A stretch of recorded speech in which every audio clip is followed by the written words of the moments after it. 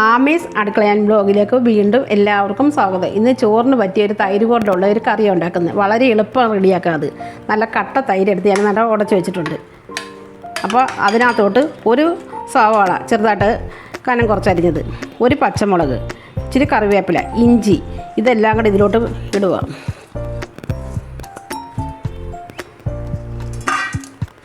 ഇതിനാവശ്യമുള്ള ഉപ്പ് ചേർക്കണം. നല്ല ടേസ്റ്റ് ചെയ്ത് ചോറിനാണ്. നന്നായിട്ടൊന്ന് മിക്സ് ചെയ്യുക.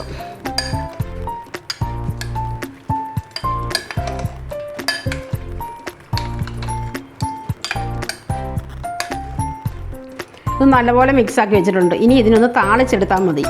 അപ്പോൾ ആദ്യം ഒരു പാത്രം വെച്ച് ഞാൻ ചൂടാക്കിയിട്ടുണ്ട്. ഇനി അതിലോട്ട് വെളിച്ചെണ്ണ ഒഴിക്കുന്നത്.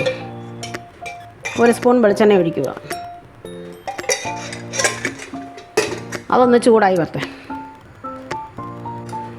എണ്ണയൊന്ന് ചൂടായിട്ടുണ്ട്. അപ്പോൾ ഗ്യാസ് അങ്ങ് ഓഫ് ചെയ്യുക. അതിലോട്ട് കുറച്ച് ശകലം മഞ്ഞൾപ്പൊടി, ശകലം മുളക് പൊടി അതങ്ങോട്ട് ഇടുക.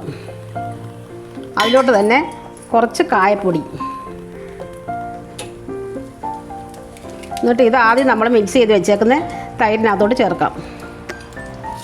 ഇത്രയേ ഉള്ളൂ. ഇതെല്ലാം കൂടെ ഒന്ന് മിക്സ് ചെയ്താൽ മതി. നല്ല ടേസ്റ്റ് ചെയ്ത് ചോറിൻ്റെ കൂടെ കഴിക്കാനാണ്.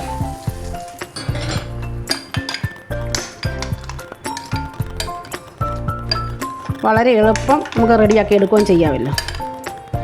അപ്പോൾ ഇതെല്ലാവരും ഒന്ന് വീട്ടിൽ ട്രൈ ചെയ്ത് നോക്കണം. ചപ്പാത്തിക്കും ചോറിനും എല്ലാം നല്ല ടേസ്റ്റ് ചെയ്ത്. അപ്പോൾ എല്ലാവർക്കും വീഡിയോ ഇഷ്ടപ്പെട്ടാൽ ഒന്ന് ഷെയർ ചെയ്യുകയും ലൈക്ക് ചെയ്യുകയും ചെയ്യണം.